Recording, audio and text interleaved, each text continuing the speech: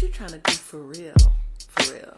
Cosmic psychedelic funk is what I came to do. What's going on, everybody? Here's truly Takara Nicole, and you are here for another episode of What's the Real Deal with Takara Nicole. So, as you know, or maybe you don't know, maybe this is your first time watching, welcome. So I have your attention for about 30 minutes, and I promise you, you're not going to want to change the channel, I promise. So this show is geared to really understand who people are behind the scenes. We see people all the time, and guess what? What's the real deal? That's what we want to know, right?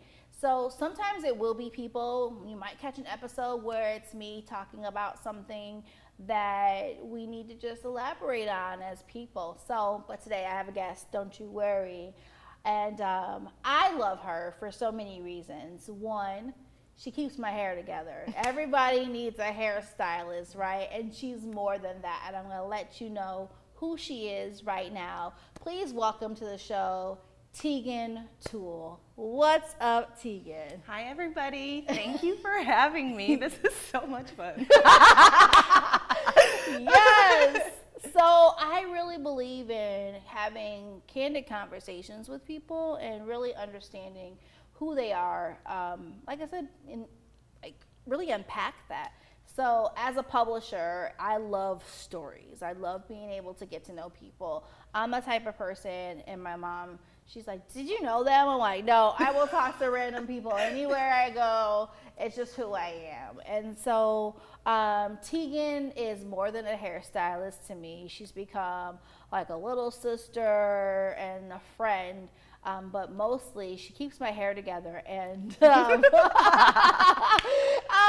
got to. Yes, and listen, moving from Chicago, making that transition here to Omaha, it was really difficult for me to kind of figure out, did I want to keep my extensions in my hair? Did I want to go back to the natural look? What did that look like? And so you have to figure out what works best for you. And I say it all the time, knowing who you are is a game changer. So I'm really excited that Teiguen is here to talk about her journey as a hairstylist and what that looks like to keep people together. So tell us a little bit about who you are, first of all, and then we'll talk a little bit more about your business.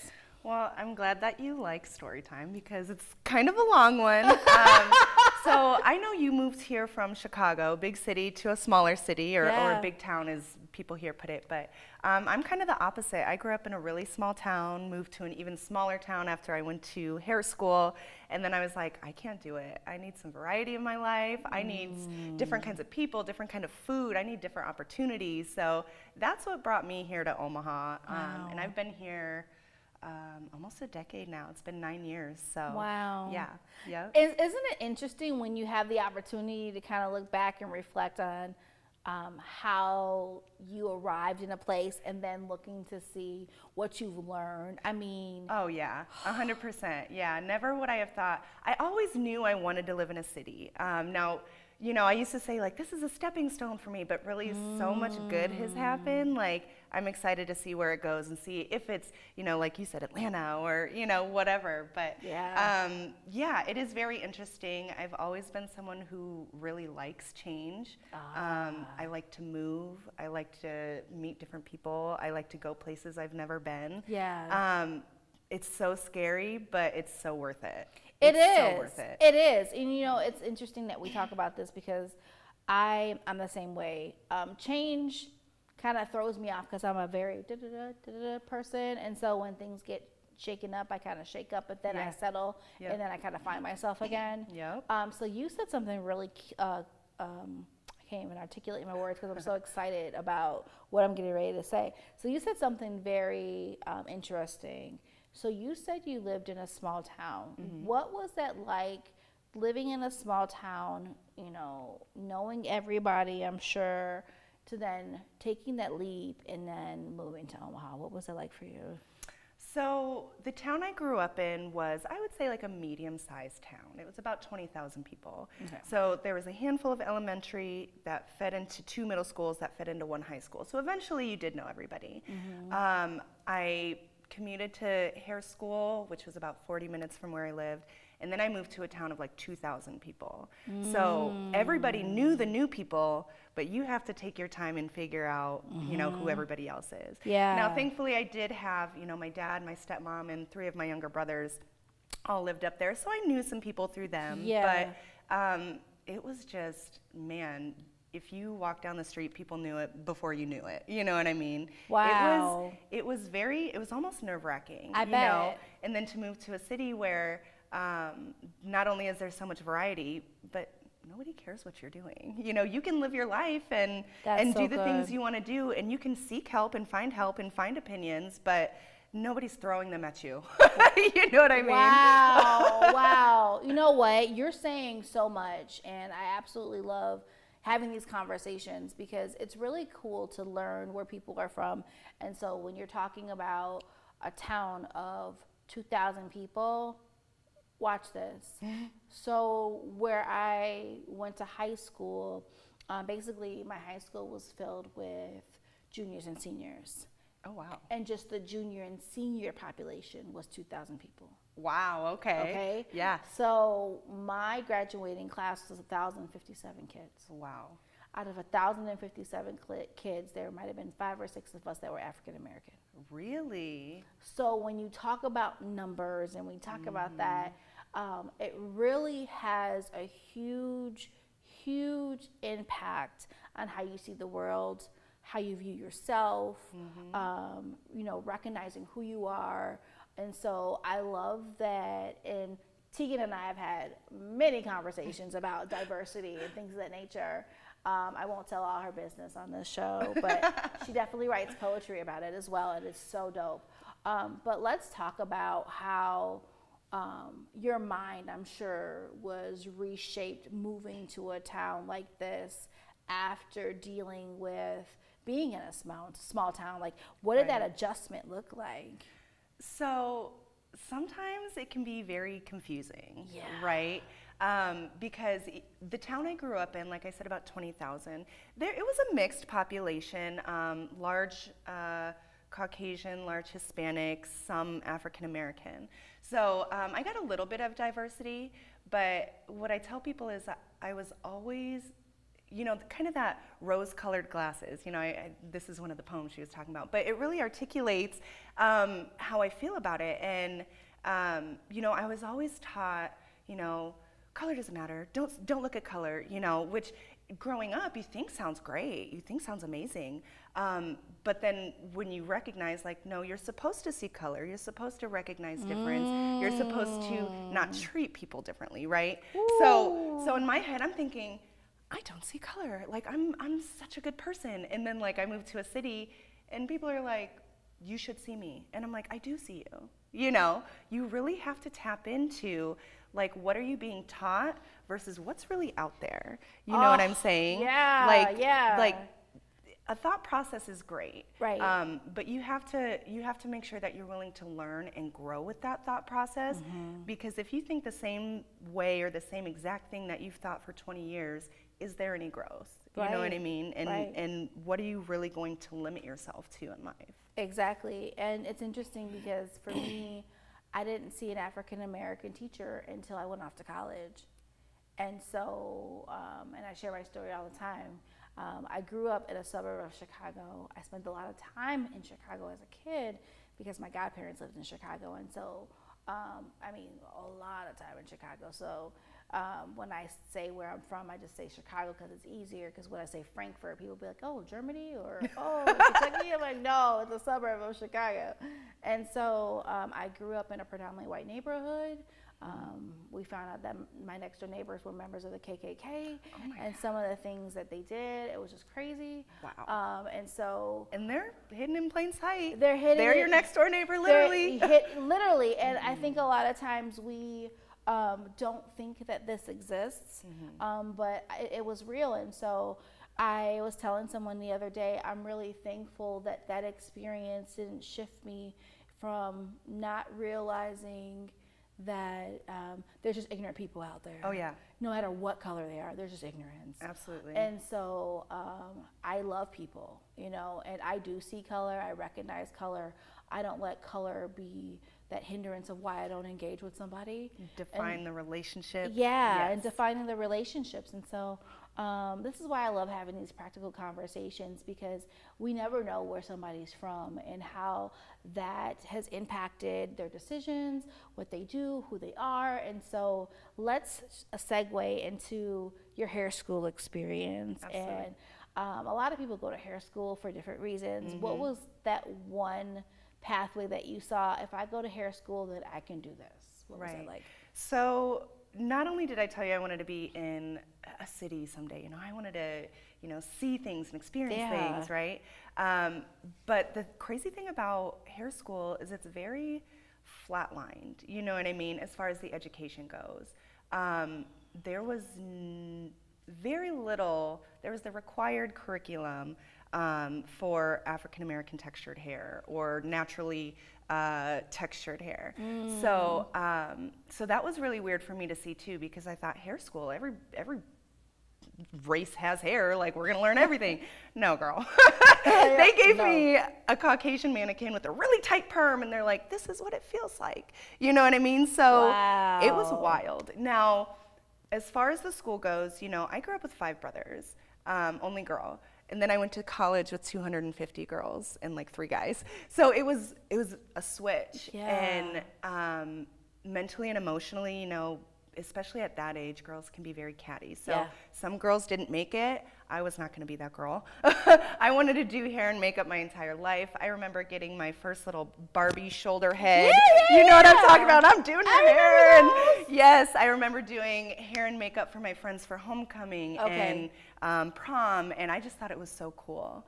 Now what's crazy is I really thought I wanted to get into like color and extensions, and going through the process, no. No,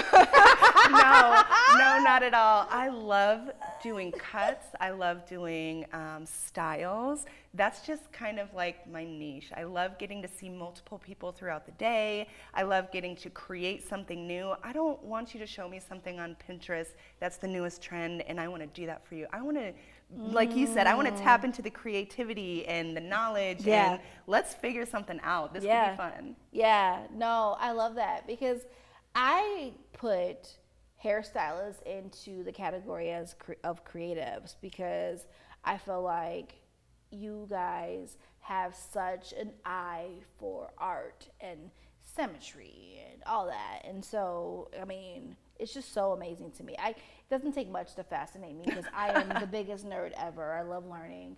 But one of the things that I was really thankful for when the first time you cut my hair was your customer service skills and how you were really concerned on what the customer wanted, and then you explain that procedure. And I think that's really important when you go to somebody, especially for like your hair. Like women are big on that. Like, it needs to look perfect. And I'm gonna tell you guys, when I get done out of Teigwen's chair, I can't get out of the mirror for about a good 95 minutes. It's bad.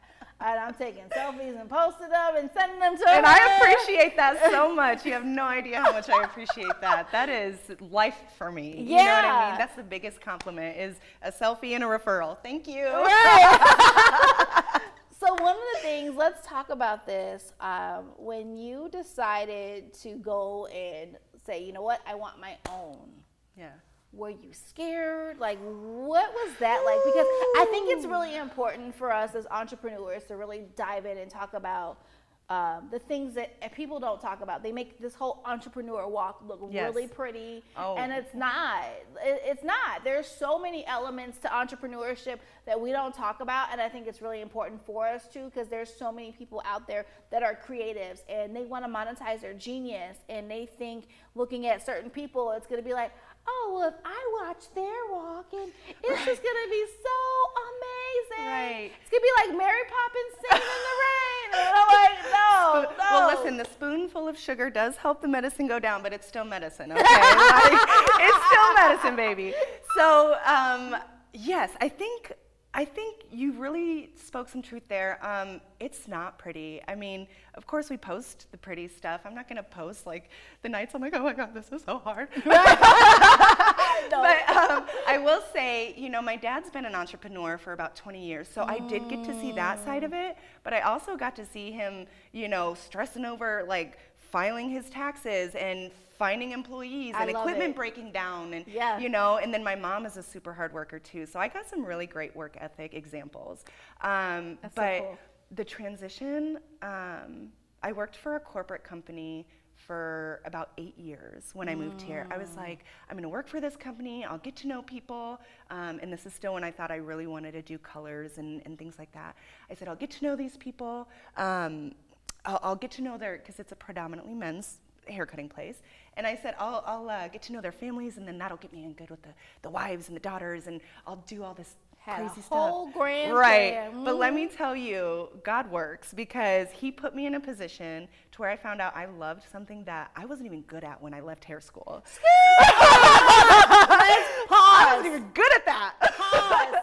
That happens so many times where we feel like we're going to go down this lane here, and then it's like, nope, you're going to detour and you're going to love it. And it's the best thing that's ever happened. It's the best thing that's ever happened. So, so again, I worked for the company. After about 6 years of me being with the company, about 4 years, I became assistant manager. After 6 years, I managed my own store for about 2.5 years. And I thought I would love it. I thought it would be amazing. But managing people is managing people. Okay, so, which is great. I loved the team that I had, but I also realized that I took it very personal when people were just being people. And it wasn't my store to get so mad for. Oh, yes, hold on. That is such a great entrepreneurship nugget. And I talk about this with my clients all the time, like, get healed. Please. Thank for everybody involved. For everybody involved. Do not start a business if there's elements of you that aren't healed. And I can speak to that just from my abandonment issues by being a fatherless daughter, my rejection issues by being a fatherless daughter. And so when somebody would be like, oh yeah, you know what, I really want to write a book with you, let's chop it up, you know, and then crickets. And I'm like, well, what's wrong with me? Is there something wrong with me? And did I say something wrong, or maybe I missed their call, or and then when you see them again, same thing. Oh yeah, you know, I didn't forget about you. Yep. And then nothing.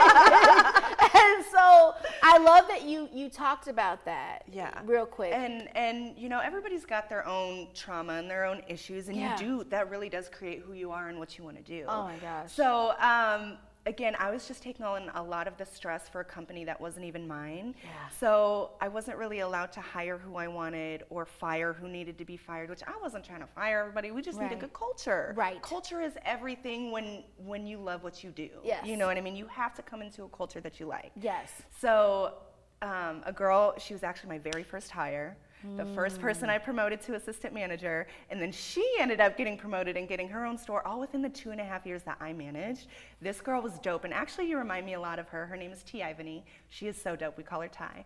And she was everything positive. When I was like, girl, I don't know, she's like, you got this. What are you talking about? You're God's child. You know what I'm saying? Like, so she was really, and she had her own struggles. Like, so to see somebody like put that much weight, like she believed in me more than I believed in me. You know what I mean? So long story short, COVID happened. Salons were shut down for 4 months. My girls are like, when are we gonna come back to work? I'm like, I don't know. So I'm talking to my people, when are we coming back to work? They don't know, right? So we're off work for about 4 months. Salons get to open back up. It was a little bit of a rocky opening because, you know, everything had to be extremely sanitized all the time at every second. And people just did not, you know, whether you believed in it or not, the precautions that were taken, you know, whatever. Yeah. But these were the rules. So I saw the way that my corporate owners, or my franchisee owners, I should say, handled the situation. So after being back for about a month, Ty was like, girl, we can do this. And I'm like, girl, yes, we can. Wow. Yes, we can. Wow. So she was really, between me seeing things like behind the curtain and for what they really were, it was a smoke and magic show for most senses. And then having that that assurance in my ear. She was like my little angel on my shoulder. That was dope for me. And yes, it was scary, and yes, it was stressful, but you just, like you said, you do your research. You know, you get healed in whatever area you need to heal in to make that next step forward. So I looked into getting an LLC. We looked into, you know, getting our own spot. You know, and now it's a thing. You know, I'm a business owner. And that is so weird to say, but it's 3 years in. Yay! You know what? Being a business owner is one of the most rewarding things ever. And it's one of the most trying things ever, all in the same. And so let's talk about your business. Tell us the name and how long you've been in. You said 3 years now. 3 years. Yeah. Yes. So Marquee Studio is the name of my salon. It's a salon suite. So for those of you who don't know what that is, it's basically like a giant building, and each room is its own business. So I have a nice little area. I've got I don't have to worry about other people interrupting our time. We can have the door open to socialize. We can have the door shut so we can have our little private time. And it's cool. It's very, very neat. Again, stepping stone. I would love to further that, you know, more in the future, but for now it's perfect. So 3 years in. Wow. Congratulations. Thank you. I appreciate that. Congratulations. I was just pulling reports the other day to see where you start. Woo. To be able to track. Listen, that is so cool. I always tell people I do hair, not numbers. You know, I do hair, not math. I love that. but in reality, numbers don't lie, and numbers are very important. Yeah. And when you have that discipline to check what needs to be checked and to make the next step, from there, that's going to make or break your business. You know what I mean? So. It is. I love this. So 3 years in, which, if you guys know anything about the time span that they say that businesses last, she's halfway through her success point. So they say normally businesses won't last over 5 years, or they'll say like during your first year, it's make it or break it, and you're feeling the ebbs and flows of business. So that's really exciting. Yes. When I tell you that Teiguen is one of the most professional people that I know when it comes to doing hair, I mean, like I said, my customer service experience is always over the top, and it's very consistent. And she just is knowledgeable, and that's helpful when you are seeking someone who's a professional and they know exactly their lane and beyond. And so, how did you arrive on the name of your business? Got to talk about that because that's important. Yep, absolutely. So Marquee is actually my middle name. And I'd like to say there's this like whole cool story behind it, you know. but in reality, growing up, I kind of had an issue with my name, Teiguen Marquee Thul. Like, that is so weird, you know, for this little girl from some small town in Iowa. You know what I mean? But in reality, as an adult, I've grown to love it. You know, I've met other Teigens. Nobody spells it like mine. See? Marquee is very unique. You Yes. know, there's the diamond cut Marquee. Exactly. You know, there's so many, which right here. See? Diamond cut, right, which has become my favorite. And then Thul, you know, that was hard growing up, but I think it, you know, your trials just make you stronger, you know what I mean? Kids are mean, but you learn to toughen up. You get that thicker skin. So You do. I really wanted to pay homage to my parents for that, for picking something so unique, and also I wanted it to be very easy to find online. Oh, smart. So Marquis, M-A-R-Q-U-I-S, might not be the easiest spelling, but once you know how to spell it, it's going to be easy for you to find. So you can find me on Google. You can find me at my website, which is going to be right here, marquisstudio.glossgenius.com.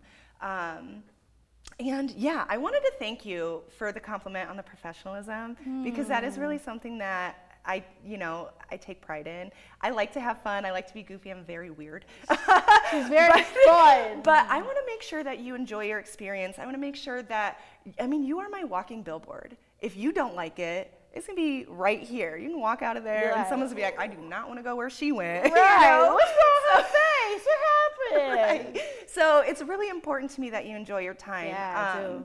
Yeah, I don't ever want somebody to leave and be like, wow, I didn't like her, or I don't want to come back. You know, I know I'm not going to be everybody's cup of tea, but if I can make the people happy that come into my salon and come back, that's what's going to grow your business, and that's how you're going to create these relationships. And I mean, I met you at a poetry night. Right. I had never even been to a poetry night, and I saw what they were putting together, and I'm like, this is so cool. Thank like, you. what you do, the amount of effort you put into the space you create, the ambiance that you create is very neat. And so for you to give me a compliment like that is super nice. I really appreciate that. Yeah, no, thank you. When I was thinking of people who could be on this show, I'm very strategic. In my 9 months of being here, I've met some phenomenal people, and I want everybody to know how dope they are, and everybody serves their purpose in my life too. And so it's really important that I just don't keep these gems to myself. You know, I can be super selfish. Yeah, I am an only child, you know, but I don't do that. I want to share with the world who these amazing people are that I get to do life with, and it's really important. So. What's next for you? What do you see yourself accomplishing in the next 3 to 5 years? So, in the next 3 to 5 years, I would love to own a situation like I rent from now. I knew you were gonna say. You know what I'm saying? I felt that. I felt it. I used to be like, I want to be a salon owner, you know, where I have employees and this, that, and the third. And then after managing a salon, I'm like, no, I don't. No, I do not. Negative. But I do love people. I love working with people. I just, like I said, I take things very personally. So I don't want what other people do to affect how I feel about them. Exactly. You know what I mean? I would love for people to be their own bosses, and I give them that opportunity. You know what I mean? So let me own a building where I allow people to make their dreams come true. You know what I'm saying? I love that. That's what I would love to do. I love it. It's going to happen. Thank you. It's going to happen. Because you can build this culture, you can build this success. Yeah. And like you said, people can be very selfish, but let's pass the success out.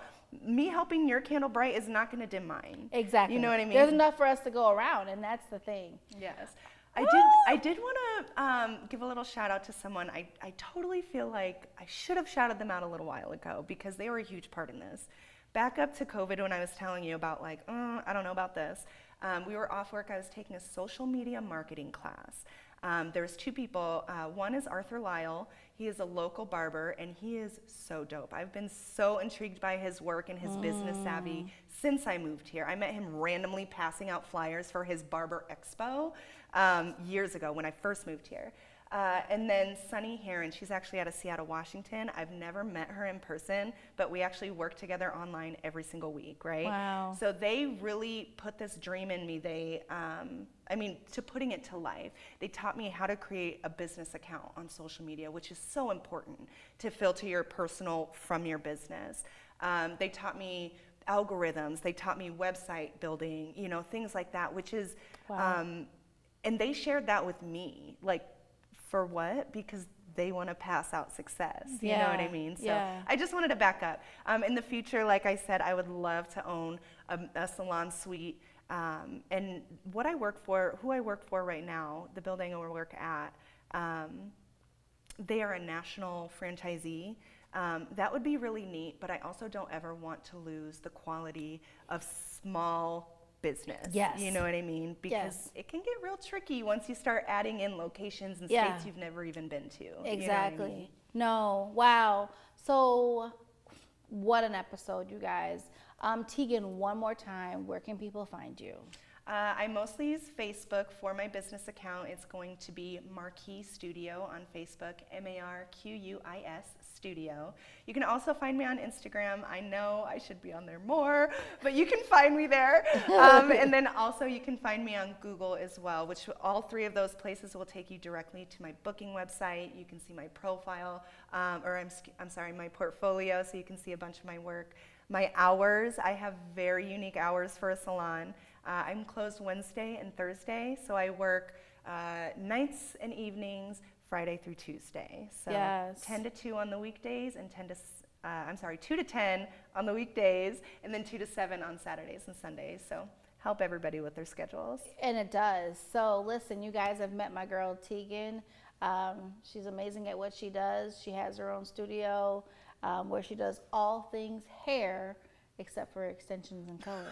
But listen, I know some people. I will refer you out. And you know what? That's really important to me too, is the integrity. I don't want to take all the money that's offered to me and give you a mediocre service. Woo! And that's so important to me. I am money motivated, but I need you to be happy. That's going to have to be a show. Listen, it's been real. What's the real deal? What's the car, Nicole? So glad that you tuned in, and we'll see you next time. Peace out. What you trying to do for real? For real. Cosmic psychedelic funk is what I came to do. Yep.